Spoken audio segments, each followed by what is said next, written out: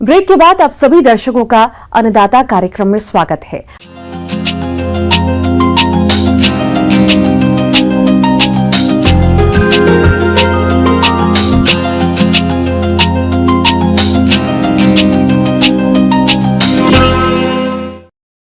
आड़ू के बाग ठंडे पहाड़ी क्षेत्रों सहित ठंडे मैदानी क्षेत्रों में लगाए जाते हैं। जिन किसानों के पास इसके बाग हैं, उनको अच्छी उपज के लिए कई जरूरी बातों को ध्यान में रखना होगा, जिससे कीट और रोग नुकसान न पहुंचाए और बाग से अधिक फल उत्पादन मिले। तो आइए इस विषय पर तकनीकी सलाह लेते हैं उद्यान विभाग लाडवा हरियाणा के डॉक्टर अशोक कुमार से।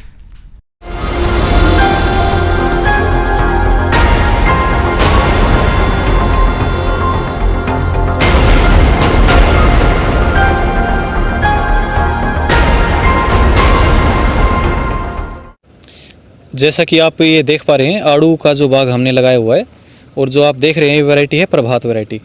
अभी किसान भाइयों को ये बात बता दूं मैं, ये जो आड़ू की फसल है ये मुख्यतः हरियाणा, पंजाब और हिमाचल के एरिया में सबसे अच्छी होती है। इसकी जो है पेड़ जो लगाने का जो अच्छा टाइम है वो दिसंबर से जनवरी का महीना है।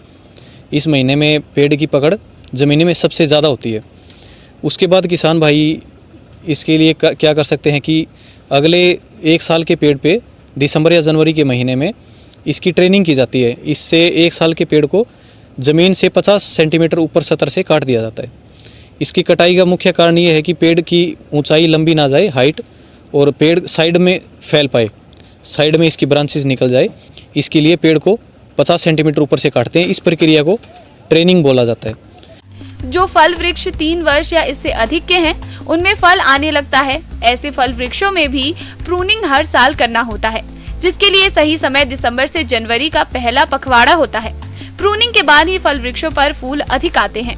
उसके बाद जब फसल ली जाती है तो हर साल उसकी कटाई छटाई की जाती है। उस प्रक्रिया को बोलते हैं प्रूनिंग। प्रूनिंग में मुख्यतः किसान भाई करते हैं कि जो एक्स्ट्रा ब्रांचेज हैं उनको निकाला जाता है और जो क्रिस क्रॉस कर रही है ब्रांचेज पेड़ के अंदर उनको निकाला जाता है। और जैसे मैंने आपको ट्रेनिंग के बारे में बताया तो किसान भाई देख सकते हैं कि इसमें ओपन सेंटर विधि से ट्रेनिंग की जाती है, यानी कि इसका जो केंद्र है वो खुला रखा जाता है।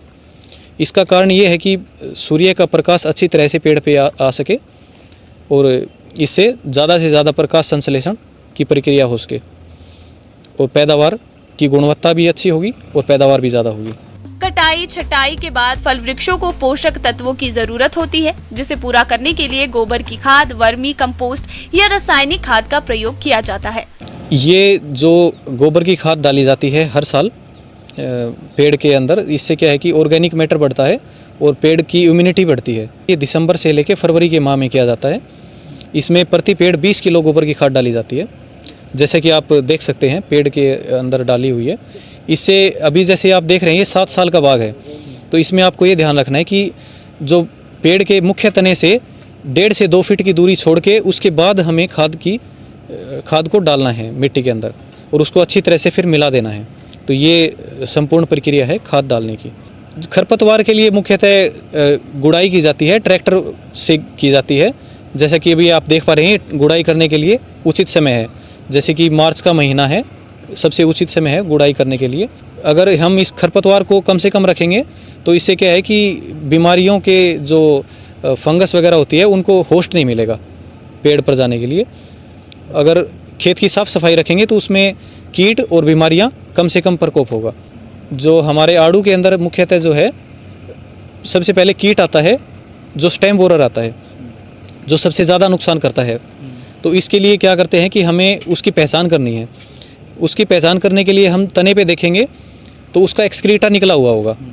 वो कीट टनल बनाता रहता है और आगे आगे उसको कमज़ोर टहनी को करता रहता है। इसके उपचार के लिए हमें क्लोरोपाइरीफोस लेनी है 5 ml से 10 ml और उसको इंजेक्शन से इंजेक्ट करना है होल के अंदर। उसके बाद हम जो होल है उसको मिट्टी से बंद कर देंगे। इससे क्या है कि वो कीट बाहर नहीं आ पाएगा और अंदर ही उसकी फ्यूमिगेशन से मर जाएगा। इस प्रकार से हम जो स्टेम बोरर जो कीट है उसका निवारण कर सकते हैं। आड़ू के बागानों में इस समय फूल फल बनने का समय है और इस समय कीटनाशक का छिड़काव और सिंचाई रोक देना चाहिए, जिससे उत्पादन पर असर नहीं हो। जो अभी आप देख रहे हैं जिसमें आड़ू के अंदर फ्लावरिंग आती है, तो इस समय किसान ये ध्यान रखें कि पानी ना खड़ा होने दे फसल में, पानी का निकासी का ध्यान रखें, क्योंकि अगर पानी की निकासी अगर होती है अच्छे से तो ज़्यादा से ज़्यादा फूल लगेंगे। और इस समय एक सबसे ध्यान रखने वाली बात यह है कि ये पोलिनेशन का समय है, परागण का समय है। इसमें आप मधुमक्खियाँ देख पा रहे हैं खेत में, तो ये मधुमक्खियाँ परागण कर रही हैं। तो इस समय हमें कोई स्प्रे नहीं करना है इंसेक्टिसाइड का। अगर हम स्प्रे कर देते हैं तो परागण नहीं होगा और इससे फ्रूट सेट नहीं होगा, तो पैदावार कम हो जाएगी। अब इसमें फ्रूट सेट हो जाएगा और जो तुड़ाई के लिए जून के महीने में तैयार हो जाएगा।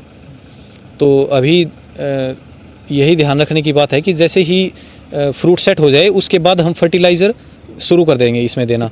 जैसे कि आप इरिगेशन की ये चैनल देख पा रहे हैं, ड्रिप से हम इरिगेट कर रहे हैं, तो ड्रिप के साथ हम न्यूट्रिएंट देते हैं इसमें। तो न्यूट्रिएंट की जो डोज है वो हम हर वीक देते हैं, और जो हर वीक जो है हम नाइट्रोजन, फॉस्फोरस और पोटाशियम, इन 3 जो मैक्रो न्यूट्रिएंट है इनका सबसे ज़्यादा ध्यान रखा जाता है। जो डोज की बात है जो वो हम 5 किलोग्राम प्रति एकड़ के हिसाब से हम देते हैं फर्टिलाइज़र। जैसे हर वीक में मैंने आपको बताया रिपीट करते हैं, और रिक्वायरमेंट के हिसाब से हम उस डोज को बढ़ा भी सकते हैं। जैसे अभी फ्रूट सेट होएगा तो ज़्यादा डोज दी जाएगी ताकि फ्रूट अच्छे से डेवलप हो सके। सिंचाई जैसे अभी गर्मी का मौसम आ रहा है तो उसके बाद हम क्या करते हैं कि हर तीसरे दिन हम ड्रिप से इरिगेट करते हैं क्रॉप को, ताकि इसमें पानी का जो है स्तर उचित बना रहे, मॉइस्चर का जो स्तर है वो उचित बना रहे, और फ्रूट का डेवलपमेंट है अच्छे से हो पाएगा।